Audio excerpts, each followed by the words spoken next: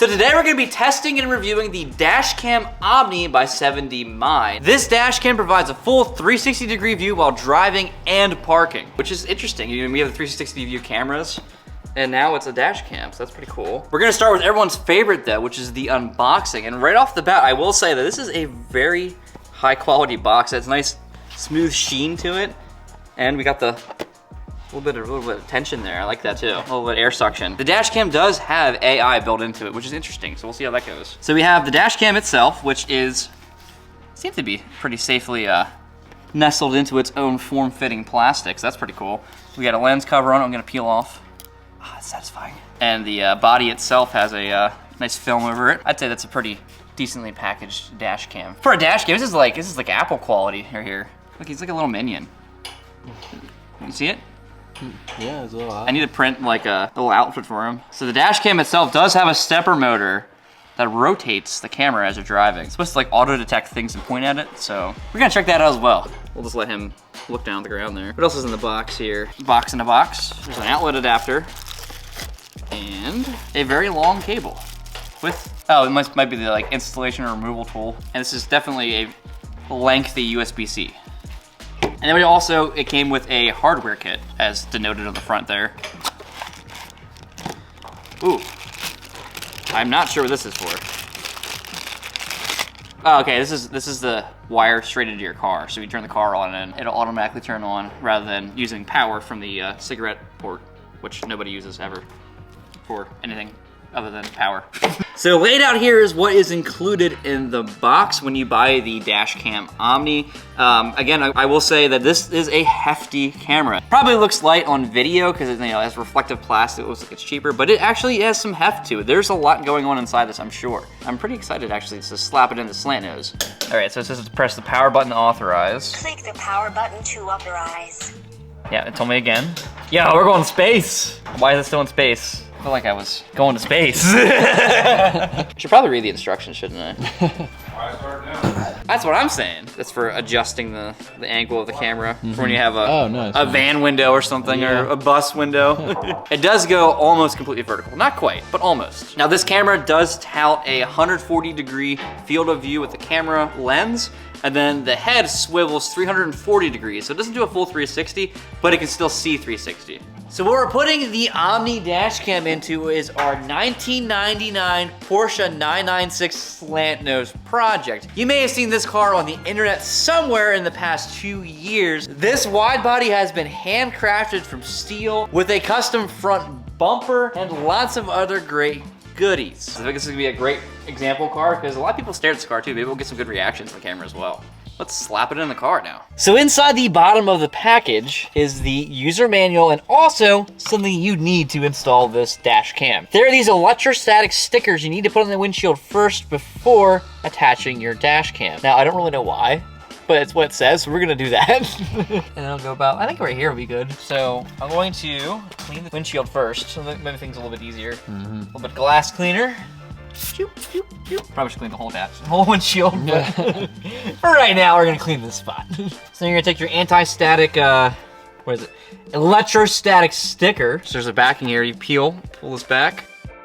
Gonna line it up dead center. Get some bubbles in it, you know? Bubbles aren't really that important because they're not even gonna be in the screen of the dash cam anyway. So the dash cam is actually mounted by like double-sided tape that's installed already on the bottom of the camera itself. The package does also, as I noticed, also includes a second one right here for if you wanted to install it somewhere else. But it appears there's only 2 of them total, so make it count. Peel the backing off here. Just like so, sir. This is a Wendy's. And then we're gonna take this and we're gonna put it right on the center of the line there. There's like a dotted circle. We put it right there. Push it on real good. And then, lastly, you wanna level out the camera. So I can then push it down and make it parallel to the ground. Just like that. And then there we go. That's how easy it is to install the actual dash cam itself. All right, so now that we have the functionality figured out for the dash cam and have it mounted, there's 2 things I want to go over. The first one is, I just figured out you can twist this dash cam and pull it right off. So now I can plug it into the computer and get footage off of it. I can get off with my phone, but the phone's gonna compress it, whereas if I pull right off of this, full HD. Now this dash cam shoots 1080p quality and can shoot both 30 frame rate or 60 frame rate.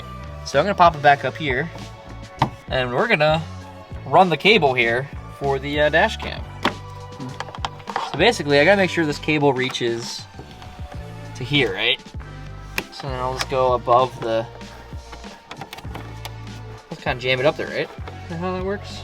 So it's important to actually wire this in completely because it gives you more functionality with the dash cam. The dash cam has 24-hour surveillance that has a full 360-degree view, which you mentioned earlier in the video.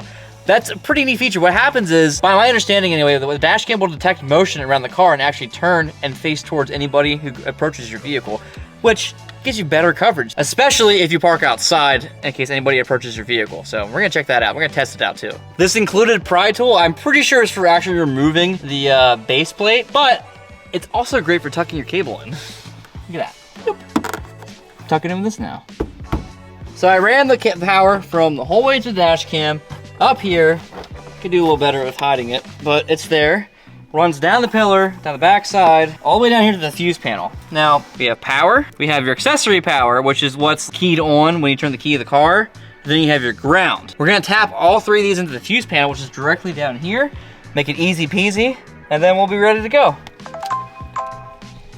Oh, it's spinning circles. There you have it. Now, I've already gone ahead and synced it to the app. To sync it to the app is a relatively simple process. You download the app, it gives you a code, you type in the code, and it syncs. Often when we drive around on this channel, we use GoPros. We can attach it wherever we want and face the driver or anywhere else in the vehicle. I'm very interested to use this dash cam because it'll spin around and it can face us as we're driving around and maybe, hopefully use that as a secondary camera or even the main camera, have it flip around and film us while we're talking in the car. Take a selfie.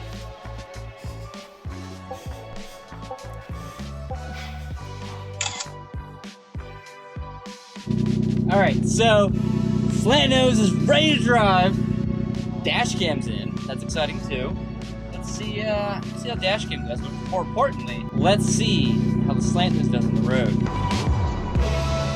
Shoot inside. The shoot inside feature's pretty sweet. Who needs a GoPro?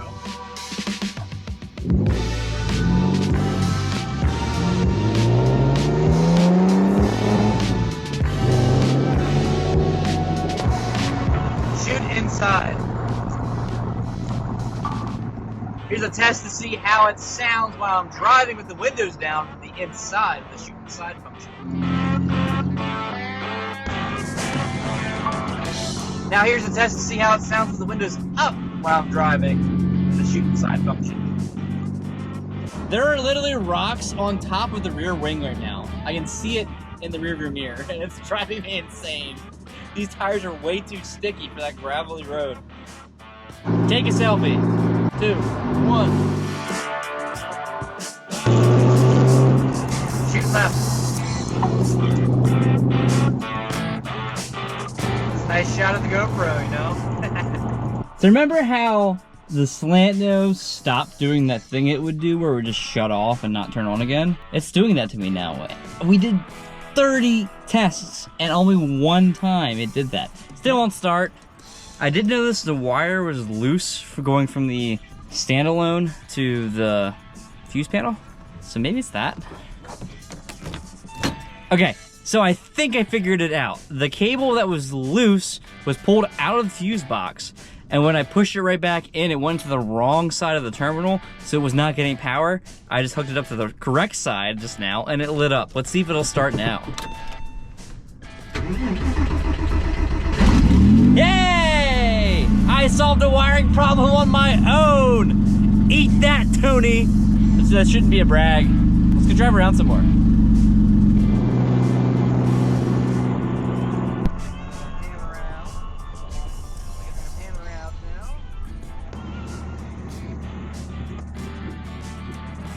Someone in front of us taking a selfie.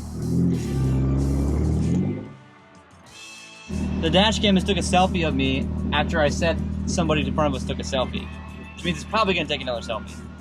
Everyone's just staring.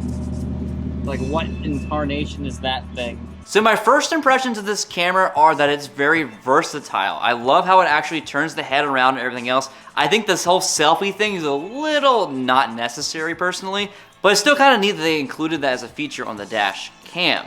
The quality seems great, the daytime, the nighttime driving shows up awesome, and now it is time for us to test the 24-hour security feature on the car.